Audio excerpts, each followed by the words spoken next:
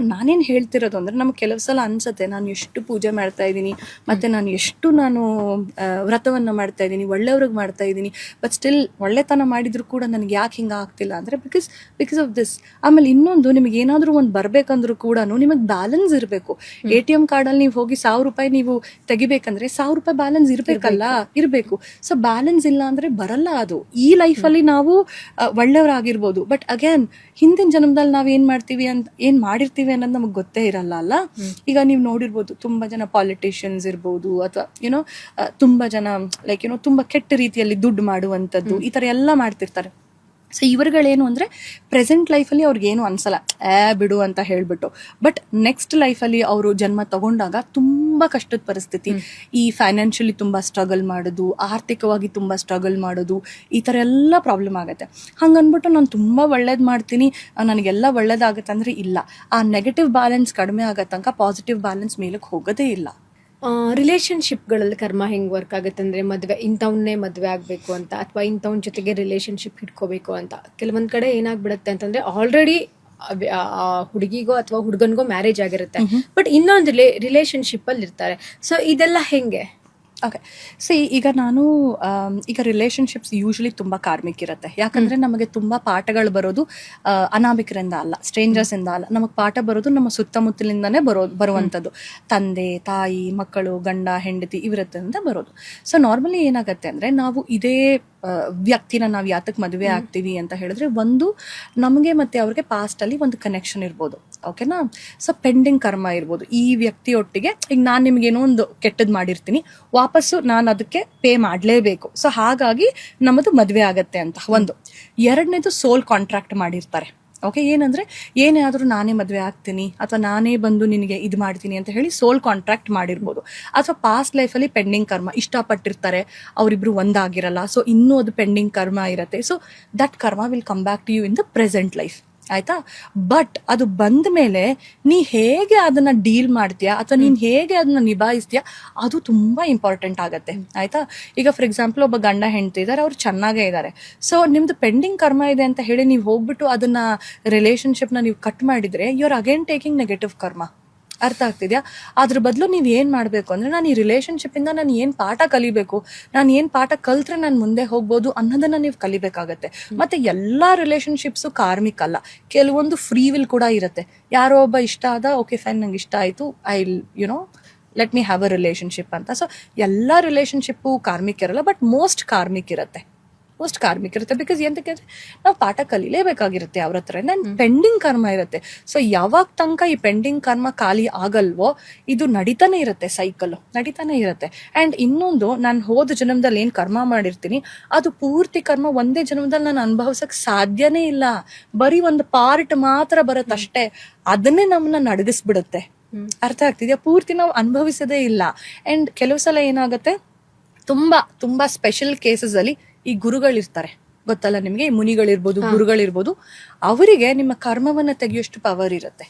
ಅಂದರೆ ಸದ್ಗುರುಗಳು, ಲೈಕ್ ಸಾಕ್ಷಾತ್ಕಾರ ಹೊಂದಿರುವಂಥ ಗುರುಗಳು, ಅವ್ರೇನು ಮಾಡ್ತಾರೆ, ನೀವು ಅವ್ರ ಶಿಷ್ಯ ಆಗುವಾಗ ಏನಾಗುತ್ತೆ, ನೀವು ಸಾಧನೆಗಳಿರ್ಬೋದು ಅಥವಾ ಜಪಗಳಿರ್ಬೋದು, ಇದೆಲ್ಲ ಮಾಡಕ್ಕೆ ಶುರು ಮಾಡಿದಾಗ ಈ 100 ವರ್ಷದಲ್ಲಿ ಕಳೆಯುವಂತಹ ಕರ್ಮ ನೀವು 3 ತಿಂಗಳಲ್ಲೇ ಕಳಿಬೋದು. ಆಗ ಏನಾಗುತ್ತೆ, ನಿಮಗನ್ನ ತಡೆಯೋಷ್ಟು ಶಕ್ತಿ ಇರಲ್ಲ. ಆಗ ಗುರುಗಳು ಏನು ಮಾಡ್ತಾರೆ, ತಮ್ಮಲ್ಲಿರುವಂತಹ ಒಂದು ಪಾಸಿಟಿವ್ ಕರ್ಮ ಅಥವಾ ಗುಡ್ ಕರ್ಮ ಯೂಸ್ ಮಾಡಿ ಏನಂತಾರೆ ಹೇಳಿ, ನಿಮ್ಮ ಪ್ರಾಬ್ಲಮ್ಸ್ನ ತೆಗೆದುಬಿಟ್ಟು ನಿಮಗೆ ಸ್ವಲ್ಪ ದಾರಿ ಈಸಿ ಆಗಲಿ ಅಂತ ಹೇಳಿ ನಿಮಗೆ ಈಸಿಯಾಗಿ ದಾರಿ ಮಾಡಿಕೊಡ್ತಾರೆ. ಕೆಲವು ಸಲ ಏನಾಗುತ್ತೆ, ದ ಲಾರ್ಡ್ಸ್ ಆಫ್ ಕರ್ಮ ಅಂದರೆ ಹೇಗೆ ನಮಗೆ ಪ್ರತಿಯೊಂದು ಇದರಲ್ಲಿ ಹಯಾರ್ಕಿನಲ್ಲಿ ಇದಿರುತ್ತೆ. ಈಗ ಸ್ಕೂಲಲ್ಲಿ ಹೇಗೆ ಪ್ರಿನ್ಸಿಪಲ್ಲು, ಟೀಚರು ಹಯಾರ್ಕಿ ಇರುತ್ತೋ, ಅದೇ ರೀತಿ ಮೇಲಿನ ಲೋಕದಲ್ಲೂ ಕೂಡ ಹಯಾರ್ಕಿ ಇರುತ್ತೆ. ಅದರಲ್ಲಿ ದ ಲಾರ್ಡ್ಸ್ ಆಫ್ ಕರ್ಮ ಅಂತ ಇರ್ತಾರೆ. ಇವ್ರು ಯಾರು ಅಂದರೆ, ಕರ್ಮವನ್ನು ಯಾರ್ಯಾರು ಏನೇನು ಕರ್ಮ ಮಾಡ್ತಾ ಇದ್ದಾರಾ, ಮಾಡ್ತಿಲ್ವಾ, ಏನು ಪಾಠ ಇವರಿಗೆ ಕೊಡಬೇಕು, ಏನು ಪಾಠ ಕಲಿಸ್ಬೇಕು, ಯಾವ ಇದರಲ್ಲಿ ಮಾಡಬೇಕು ಅಂತ ಅವರೇ ಡಿಸೈಡ್ ಮಾಡೋದು, ಲಾರ್ಡ್ಸ್ ಆಫ್ ಕರ್ಮ.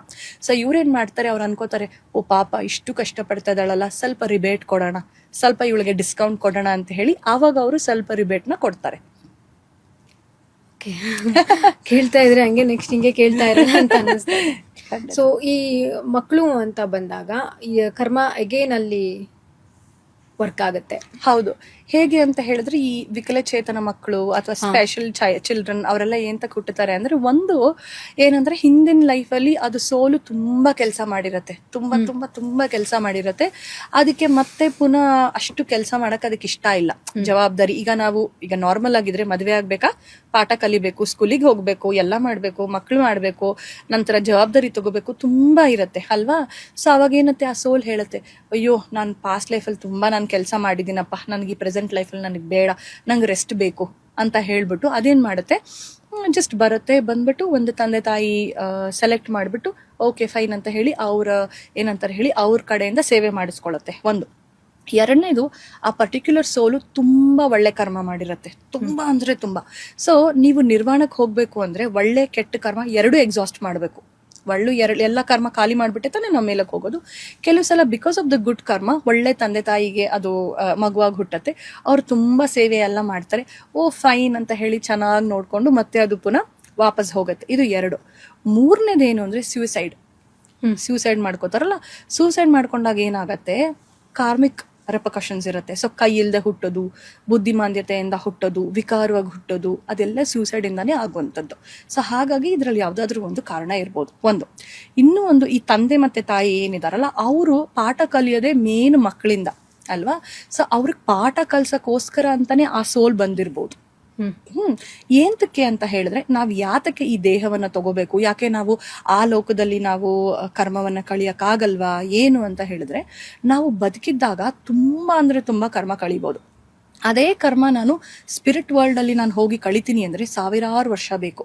ಸೊ ಹಾಗಾಗಿ ಆತ್ಮಗಳೇನ್ ಮಾಡ್ತವೆ, ನನಗೆ ಈ ಲೋಕದಲ್ಲಿದ್ದು ನಾನು ಇಷ್ಟೊಂದು ಟೈಮ್ ತಗೊಳ್ಳೋ ಬದಲು ಪರವಾಗಿಲ್ಲಪ್ಪ, ನಾನು ಭೂಮಿಗೆ ಹೋಗ್ತೀನಿ, ಒಂದು ಜನ್ಮ ತಗೋತೀನಿ, ಎಷ್ಟಾಗತ್ತೋ ಅಷ್ಟು ಕರ್ಮ ಕಳೆದ್ ಬಿಡ್ತೀನಿ ಅಂತ ಹೇಳ್ಬಿಟ್ಟು ಅವು ಏನಂತವೆ ಜನ್ಮ ತಗೊಂಡ್ ಬರ್ತವೆ. ಬಂದಾಗ ನಾ ಹೇಳ್ದಾಗೆ ತಾಯಿಯ ಗರ್ಭದಲ್ಲಿ ಅವಕ್ಕೆ ಎಲ್ಲಾ ನೆನಪಿರುತ್ತೆ. ಬಟ್ ತಾಯಿಯ ಗರ್ಭದಿಂದ ಯಾವಾಗ ಹೊರಗಡೆ ಬರ್ತವೆ ಎಲ್ಲ ಮರ್ತೋಗತ್ತೆ. ಸೊ ಮರ್ತೋಗ್ಬಿಟ್ಟು ಅವ್ರೇನ್ ಮಾಡ್ತಾರೆ, ಕರ್ಮಗಳನ್ನ ಕಳಿಯೋ ಬದಲು ಎಕ್ಸ್ಟ್ರಾ ಕರ್ಮಗಳು ಮಾಡೋದು, ಅಲ್ಲಿ ಇಲ್ಲಿ ಅದು ಮಾಡೋದು ಇದು ಮಾಡೋದು. ನಾವೇನ್ ಮೇನ್ ಪರ್ಪಸ್ ಬಂದಿದೆ ಆ ಮೇನ್ ಪರ್ಪಸ್ನೇ ನಾವು ಮರ್ತು ಬಿಟ್ಟು ಬೇರೆ ಬೇರೆ ಎಲ್ಲ ಕೆಲಸಗಳನ್ನ ನಾವು ಮಾಡಕ್ ಶುರು ಮಾಡ್ತೀವಿ. ಯೂಶಲಿ ಇವಾಗ ಒಂದು ವರ್ಡ್ ಸಿಕ್ಕಾಪಟ್ಟೆ ಟ್ರೆಂಡಿಂಗ್ ಅಲ್ಲಿದೆ, ಇನ್ಸ್ಟ್ಯಾಂಟ್ ಕರ್ಮ ಅಂತ. ಏನಿದು ಇನ್ಸ್ಟ್ಯಾಂಟ್ ಕರ್ಮ? ಅದೇ ನಾನು ನಿಮ್ಗೆ ಹೇಳಿದ್ದೆ ಅಲ್ವಾ, 4 ರೀತಿಯಾದಂತಹ ಒಂದು ಕರ್ಮಗಳಿದೆ ಅಂತ ಹೇಳ್ಬಿಟ್ಟು. ಅದರಲ್ಲಿ ಆಗಮಿ ಕರ್ಮ ಅಂತ ಕರಿತೀವಿ. ನೀ ಏನ್ ಮಾಡ್ತೀಯ ನಿನಗೆ ವಾಪಸ್ ಬರುತ್ತೆ ಇಮಿಡಿಯೇಟ್ ಆಗಿ ಅಂತ ಹೇಳ್ಬಿಟ್ಟು. ಹಾಗನ್ಬಿಟ್ಟು ಎಲ್ಲಾರ್ಗು ಇನ್ಸ್ಟೆಂಟ್ ಕರ್ಮ ಬರುತ್ತೆ ಅಂತ ಅಲ್ಲ. ಅರ್ಥ ಆಯ್ತಾ? ಈಗ ನಿಂದೇನು ಆಲ್ಮೋಸ್ಟ್ ನಿಂದು ಕರ್ಮದ್ದು ಇದು ತುಂಬಿದೆ, ಆ ಟೈಮಲ್ಲಿ ಇನ್ನೊಂದು ಎಕ್ಸ್ಟ್ರಾ ಹಾಕಿದಾಗ ಹೊಡಿಯತ್ತದು ವಾಪಸ್. ಈಗ ನಾವ್ ಹೇಳ್ತೀವಿ ಗೊತ್ತಾ, ಕರ್ಮದ ಕೊಡ ತುಂಬಲೇಬೇಕು, ಕೊಡ ತುಂಬಾಗ್ಲೇನೆ ಅಂತ, ಪಾಪದ ಕೊಡ ಅಂತ ಹೇಳ್ಬಿಟ್ಟು. ಸೊ ಹಾಗೆ ಆ ತುಂಬಿದಾಗ ಅದು ವಾಪಸ್ ಬರುತ್ತೆ. ಬಟ್ ಯೂಶಲಿ ಏನು ಅಂತ ಹೇಳಿದ್ರೆ, not everybody will pay in this life it self. ಇದೇ ಲೈಫಲ್ಲೇ ನಾವು ಪೇ ಮಾಡ್ತೀವಿ ಅಂತಲ್ಲ, ಬಟ್ ಪೇ ಮಾಡ್ತೀವ ಖಂಡಿತ ಮಾಡ್ಲೇಬೇಕು, ಮಾಡೇ ಮಾಡ್ತೀವಿ. ಹೌದು, ಪೇ ಇದೇ ಇರ್ಬೋದು ಅಥವಾ ನೆಕ್ಸ್ಟ್ ಲೈಫ್ ಅಲ್ಲಿ ಇರ್ಬೋದು, ಒಟ್ನಲ್ಲಿ ಪೇ ಮಾಡ್ಲೇಬೇಕು. ಅಂಡ್ ಇನ್ನೊಂದು ನಮ್ಗೇನ್ ಅನ್ಸುತ್ತೆ ಗೊತ್ತಾ, ಓ ಅವಳು ಹೀಲರು, ಅವಳ ಲೈಫ್ ತುಂಬಾ ಚೆನ್ನಾಗಿದೆ, ಓ ಇವ್ರು ಡಾಕ್ಟರ್, ಇವ್ರ ಲೈಫ್ ತುಂಬಾ ಚೆನ್ನಾಗಿದೆ, ಇವನೊಬ್ಬ ಆಕ್ಟರ್, ಇವನ್ ಲೈಫ್ ತುಂಬಾ ಚೆನ್ನಾಗಿದೆ. ಬಟ್ ನೀವ್ ನೋಡಿದಾಗ ಎಲ್ಲರೂ ಒಂದಲ್ಲ ಒಂದ್ ರೀತಿನಲ್ಲಿ ಸಫರ್ ಆಗ್ತಾನೆ ಇರ್ತೀವಿ. ದಟ್ ಈಸ್ ಬಿಕಾಸ್ ನಮ್ ಕರ್ಮ ಇರೋದಕ್ಕೇನೆ ನಾವು ಹುಟ್ಟಿರೋದು, ಇಲ್ಲಾಂದ್ರೆ ಹುಟ್ಟತಾನೆ ಇರ್ಲಿಲ್ಲ. ಇಲ್ಲೊಂದ್ ಸ್ಟೋರಿ ಹೇಳ್ತೀನಿ ಆಯ್ತಾ, ತುಂಬಾ ಇಂಟ್ರೆಸ್ಟಿಂಗ್ ಸ್ಟೋರಿ. ಈ ಹೀಲರ್ಗಳು ಇರ್ತಾರಲ್ಲ, ಯೂಶಲಿ ನಮ್ ಕಮ್ಯುನಿಟಿಲಿ ಸ್ವಲ್ಪ ಜಾಸ್ತಿ ಏನು ಅಂದ್ರೆ, ನಾನ್ ಗ್ರೇಟ್, ಯಾಕಂದ್ರೆ ನಾನು ಮೆಡಿಟೇಷನ್ ಮಾಡ್ತೀನಿ, ನಾನ್ ಇದು ಅಂತ ತುಂಬಾ ಇರುತ್ತೆ. ಸೊ ಒಬ್ಬ ಗುರುಗಳಿರ್ತಾರೆ, ಗುರುಗಳ ಕೆಳಗಡೆ ಒಬ್ಬ ಹೀಲರ್ ಇರ್ತಾನೆ. ಅವನ ಹತ್ರ ತುಂಬಾ ಜನ ಬರ್ತಿರ್ತಾರೆ ಹೀಲಿಂಗ್ಸ್ ತಗೊಳಕ್ಕೆ. ಸೊ ಅವನಿಗೆ ಒಂಥರ ಜಂಬ, ನೋಡು ಎಷ್ಟು ಜನ, ಸಾವಿರಾರು ಜನ ಬರ್ತಾರೆ ನನ್ನ ಹತ್ರ ಹೀಲಿಂಗ್ ತಗೊಂಡು ಹೋಗ್ತಾ ಇದಾರೆ ಅಂತ ತುಂಬಾ ಅಂದ್ರೆ ತುಂಬಾ ಜಂಬದಲ್ಲಿ ಹೇಳ್ತಾನೆ ಗುರುಗಳೇ ನೋಡಿ ನನ್ನ ಹತ್ರ ಎಷ್ಟು ಜನ ಬರ್ತಾ ಇದಾರೆ, ಎಷ್ಟು ಜನಕ್ಕೆ ಹೀಲಿಂಗ್ ಮಾಡ್ತಾ ಇದ್ದೀನಿ ನಾನು, ಹಾಗೆ ಹೀಗೆ. ಗುರುಗಳು ಹೇಳ್ತಾರೆ, ಹೌದಾ, ಸರಿಯಪ್ಪ. ಅವ್ರು ಯಾಕೆ ಬರ್ತಾ ಇದಾರೆ ಗೊತ್ತಾ ನಿನಗೆ ಅಂತ ಕೇಳ್ತಾರೆ. ಇಲ್ವಲ್ಲ, ನೀನು ಹೋದ ಜನ್ಮದಲ್ಲಿ ಒಬ್ಬ ಸೈನಿಕನಾಗಿದ್ದೆ, ಅವ್ರಗಳಿಗೆಲ್ಲ ನೀನು ಕೈ ಕಾಲು ತಲೆ ಎಲ್ಲ ಕಟ್ ಮಾಡಿದ್ದೆ. ಸೊ ನೀನ್ ಏನೇನೆಲ್ಲ ಮಾಡಿದ್ದೆ ವಾಪಸ್ ಎಲ್ಲ ಅವ್ರಿಗೆ ಹೀಲ್ ಮಾಡ್ತಾ ಇದೀಯ ನೀನು, ಗೊತ್ತಾ ನಿನಗೆ ಅಂತ ಹೇಳ್ತಾರೆ.